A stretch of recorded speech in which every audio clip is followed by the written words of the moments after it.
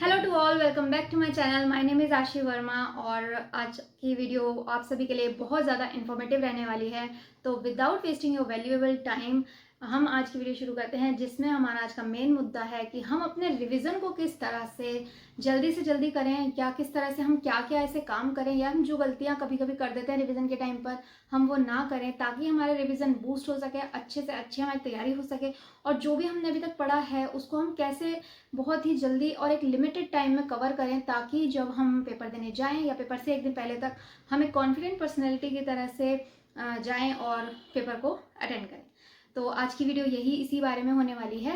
तो देखो, सबसे पहली बात तो ये होती है कि जो लोग शुरू से तैयारी कर रहे हैं, काफ़ी टाइम से तैयारी कर रहे हैं, पेपर भी बहुत सारे दिए हैं, तो उनका ना कहीं बेस भी क्लियर है और रिविज़न भी उनके मल्टीपल टाइम हो चुके हैं।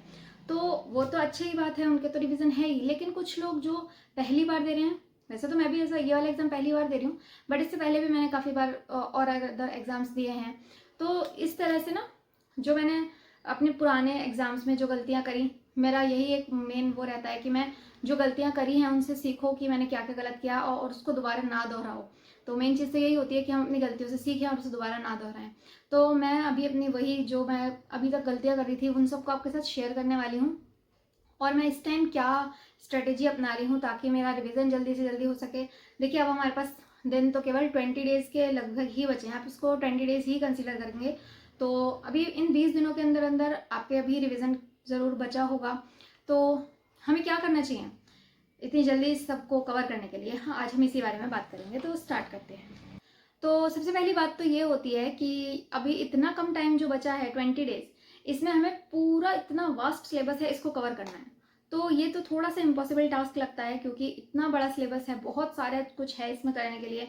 करंट अफेयर्स है, इतना बड़ा सिलेबस होता है इसका। करंट अफेयर ही अपने आप में एक बहुत बड़ा वास्ट सा पोर्शन है।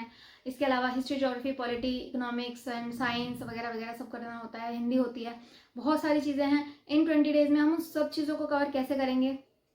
ये तो थोड़ा मुश्किल टास्क है कि हम सब कुछ कर लें, है ना। तो हमें क्या करना है, हमें थोड़ा सा स्मार्टली इस टाइम काम करना चाहिए, ताकि हमारा कम से कम एटलीस्ट उतना सब कुछ कवर हो जाए जो इस टाइम बहुत ज़्यादा ज़रूरी है। तो ऐसी कुछ गलतियां होंगी जो आप लोग ज़रूर कर रहे होंगे, मैंने भी की हैं, जो कि मैं इस वक्त करना अवॉइड कर रही हूँ।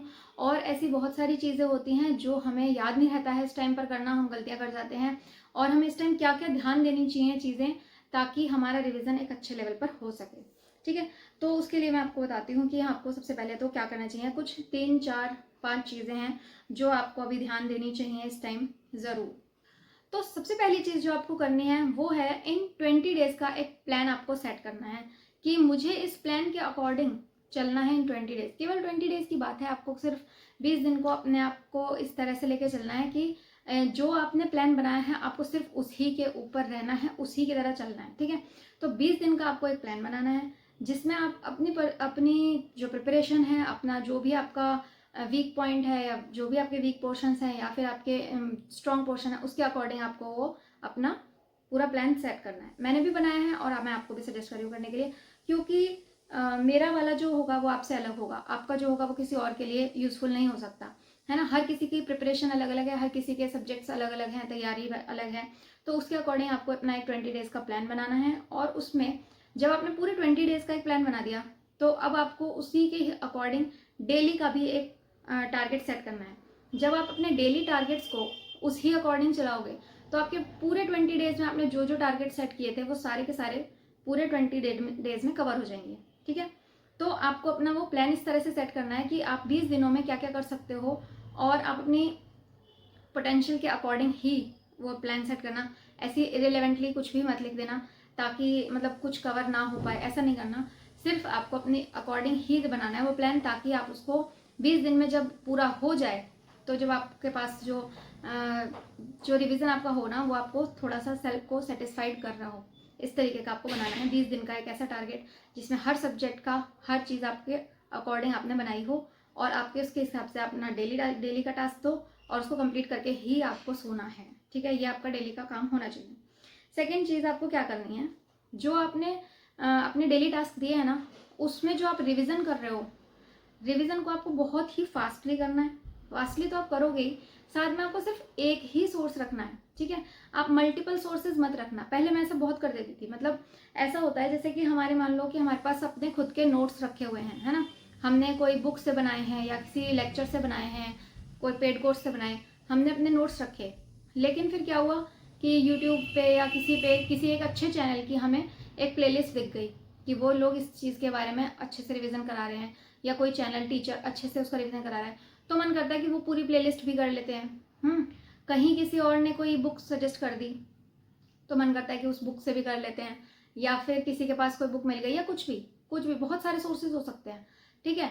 तो हमारा माइंड डाइवर्ट हो जाता है। जैसे कि मान लो आप हिस्ट्री कर रहे हो, आपके पास हिस्ट्री के नोट्स रखे हुए हैं, लेकिन आपको कोई प्लेलिस्ट भी अच्छी लग गई, आप उसकी तरफ जाने लग गए, कोई बुक अच्छी लग गई, आप उसकी तरफ जाने लग गए, मल्टीपल सोर्सेज हो गए हिस्ट्री के। तो इस तरह से तो काम नहीं चलेगा, है ना। आप सिर्फ एक ही सोर्स रखो रिलायबल, जिसमें काफ़ी मतलब आपको लगता हो कि हाँ इससे आ जाएगा, इसमें सब कुछ कवर होता है। सिर्फ एक ही सोर्स रखना है रिवाइज करने के लिए, ठीक है। और साथ में MCQs तो आपको लगाने ही हैं जिस भी सोर्स से आप लगा रहे हो, ठीक है। तो सोर्स एक ही रखना, बहुत सारे सोर्सेस के साथ मत जाना, वरना तो आपका रिविजन इधर उधर हो जाएगा, ठीक है। तो सेकंड चीज़ ये थी। थर्ड चीज़ ये थी कि जैसे आपने रिविजन किया, मान लो आपने हिस्ट्री है या ज्योग्राफी है, जो भी रिविजन किया, अब आप उसके ना बिल्कुल ऐसे मेन टॉपिक्स को सबसे पहले करो जो पीछे सालों में पूछे गए हैं ज़्यादा से ज़्यादा। ये नहीं करना कि सारे ही पॉइंट्स मैं अभी कर डालूँ। पहले मैं ऐसा बहुत करती थी, ये वाली गलती, कि मुझे हिस्ट्री करनी है तो अब मैं उस हिस्ट्री के पीछे पड़ जाऊँगी, सारा ही पूरा करके मानूंगी जो भी आएगा, मतलब जो भी मेरे आगे चैप्टर्स में आता जा रहा है मुझे वो पूरा रिवाइज करना है। पहले मैं ऐसा गलती करती थी, हो सकता है आप भी करते हो, तो ऐसा मत करना। सिर्फ वो चीज़ें सबसे पहले करो, क्योंकि हमें 20 डेज का ही प्लान बनाना है। हम बहुत ही सालों का प्लान नहीं बना रहे हैं कि हम सब कुछ ही पढ़ डालेंगे। हमें स्मार्टली काम करना पड़ेगा ना इन 20 डेज में, तभी तो ये फास्ट रिविजन कहलाएगा। अगर मैं ये बोल दूं कि आप सारा ही रिवाइज कर लेना, तो आप एक तो थोड़ा सा इम्पॉसिबल हो जाएगा इतने 20 दिनों के अंदर सब कुछ कवर कर लेना, तो और हो सकता है हमारे इंपॉर्टेंट टॉपिक्स छूट जाए। तो सबसे पहला फोकस हमें देना है इंपॉर्टेंट टॉपिक्स जो हैं, इंपॉर्टेंट पॉइंट्स जो हैं उनके ऊपर, ठीक है। उसके बाद मतलब आप नेक्स्ट पे चले जाओ, नेक्स्ट सब्जेक्ट पर चले जाओ। सभी सब्जेक्ट्स के इंपॉर्टेंट जो भी टॉपिक्स रहते हैं वो कवर होने चाहिए फर्स्टली, ठीक है, जिनसे ज़्यादा क्वेश्चंस पूछे जाते हैं। जैसे मॉडर्न हिस्ट्री में INC है, या बहुत सारे वॉर हैं, या 1857 की है। इसी तरह से काफ़ी सारे सब्जेक्ट होते हैं और हर सब्जेक्ट के टॉपिक्स हैं जिनसे ज़्यादा क्वेश्चन आते हैं। सबसे पहला फोकस आपका वही होना चाहिए। ऐसा मत करना कि पूरा ही सब्जेक्ट आज ख़त्म करना है, ठीक है। तो फोर्थ चीज़ मैं क्या करती थी, पहले जब मैं रिविज़न करती थी तो मैं ऐसा करती थी कि एक सब्जेक्ट उठाया है और मैं अब सोच रही थी कि मैं एक दिन में एक सब्जेक्ट ख़त्म कर लूँगी। ऐसा मैं पहले सोचती थी कि आज मैं, मतलब होता है ना, जैसे हम जब छोटे होते हैं या फिर हम जब थोड़ा नए नए होते हैं तो हमें ऐसा लगता है कि हम बहुत ही मतलब रजनीकांत जी की तरह से कुछ कर देंगे, हम एक ही दिन में सब खत्म कर देंगे। मैं पहले ऐसे सोचती थी कि आज में मुझे ज्योग्राफी करनी है, आज में मुझे हिस्ट्री करनी है, तो ऐसा नहीं हो पाता। और फिर क्या होता है ना, जब आप एक ही सब्जेक्ट पूरा दिन पढ़ोगे तो एक टाइम के बाद वो चीज़ मोनोटोनस होना स्टार्ट हो जाएगी और हमारी एफिशिएंसी भी कम हो जाएगी उस सब्जेक्ट को लेके। तो इसलिए मैंने अपना इस बार इस चीज़ को भी चेंज किया है और मैं एक दिन में कम से कम मिनिमम 3 सब्जेक्ट्स को लेकर चलती हूँ। जैसे कि आप अपने पसंद के भी ले सकते हो, कुछ भी ले सकते हो। एक बड़ा सब्जेक्ट ले लो, हिस्ट्री, ज्योग्राफी, पॉलिटी, साइंस, इनमें से, और 2 छोटे सब्जेक्ट ले लो, जैसे कि इकोनॉमिक्स ले लिया, एग्रीकल्चर ले लिया, या एनवायरनमेंट ले लिया। इस तरीके का कुछ भी ले लो, ठीक है। तो कम से कम 3 सब्जेक्ट एक दिन में होने चाहिए, और 3-3 घंटे, मतलब 3 स्लॉट बना लो 3 सब्जेक्ट्स के, कोई मॉर्निंग में, फिर इवनिंग में, फिर नून में, या फिर आप जैसे भी पढ़ते हो, नाइट में पढ़ते हो, किसी भी तरह से अपने 3 सब्जेक्ट के 3 वो बना लो स्लॉट, और 3 सब्जेक्ट एक दिन में कवर करने की कोशिश करो। मतलब पूरे नहीं, जैसे भी आपका टारगेट मैं सेट करने को बोल रही थी, तो उसमें एक दिन में कम से कम 3 सब्जेक्ट होने चाहिए, ताकि वो ना मोनोटोनस ना हो, एक तो रिविजन आपका, और हर सब्जेक्ट में आपका थोड़ा थोड़ा टच बना रहे, ताकि मतलब एक तरीके से होता है ना कि आपको एक कॉन्फिडेंस आएगा कि हाँ मैंने सब कुछ थोड़ा थोड़ा पढ़ लिया है। इतनी जल्दी जल्दी कवर करना है हमें 20 दिन के अंदर अंदर, तो हर सब्जेक्ट का हमें थोड़ा थोड़ा टच रहना चाहिए। कोई भी सब्जेक्ट अनटच्ड ना रहे, इस चीज़ पर काफ़ी ध्यान देना चाहिए इस टाइम, ठीक है। तो हमें क्या करना है कि एक ऐसा टारगेट सेट करना है कि एक दिन में 3 सब्जेक्ट, ठीक है। और अब जब आप इनको 3 को पढ़ोगे तो इनके बीच में एक छोटा छोटा ब्रेक भी ज़रूर ले लेना, क्योंकि ब्रेक ना आपकी एफिशिएंसी को थोड़ा बढ़ा देते हैं। अगर आप ब्रेक नहीं लोगे तो मेरा तो नहीं हो पाता ऐसे कि एफिशिएंसी उतनी बनी रहे। और ब्रेक आपको बिल्कुल भी लंबा नहीं लेना है कि आप बिल्कुल ही मूवी देखने चले गए या फिर ऐसा कुछ करने चले गए कि मतलब आपने 3-4 घंटे ख़राब कर दिया, ऐसा नहीं करना है। ब्रेक बहुत छोटे छोटे होने चाहिए आपके, बस 15 मिनट 20 मिनट, या तो आप नैप ले लो या घर वालों के साथ थोड़ा चाय वाय पी लो, बस इससे ज़्यादा कुछ नहीं है अभी ब्रेक में। और ज़्यादा से ज़्यादा टाइम अपना हमें अभी पढ़ाई के लिए ही लगाना है, ठीक है। तो ये सब तो था आपका कि किस तरह से आप रिवीजन को ज़्यादा से ज़्यादा अच्छा बना सकते हो, जल्दी से जल्दी कवर कर सकते हो। इसमें आपका सब कुछ आ गया, 20 दिन का एक प्लान आ गया, आपने का डेली टास्क आ गए, उसमें भी आपको मेन टॉपिक्स पढ़ने हैं, सबसे पहले ये आ गया है। और आपको इसी तरह से चलना है, एक दिन में 3 सब्जेक्ट लेने हैं, हर किसी को आपको थोड़ा थोड़ा टाइम देना है, ये तो सब आपको पहले से भी पता है। और आपको थोड़ा सा इस चीज़ पर ज़्यादा फोकस देना है, ये भी आपको पता है।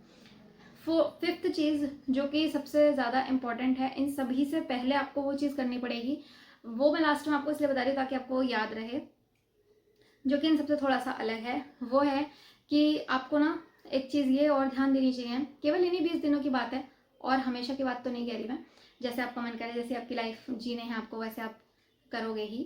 तो अभी इन 20 दिनों के लिए मैं बस आपको ये एक एडवाइस कह लो, कह देना चाहती हूँ, या फिर जो मैं कर रही हूँ वो मैं आपको बताना चाहती हूँ कि आप ना इस टाइम थोड़ा सा इस चीज़ पर ध्यान दो कि आपका टाइम वेस्ट कहाँ हो रहा है, ठीक है।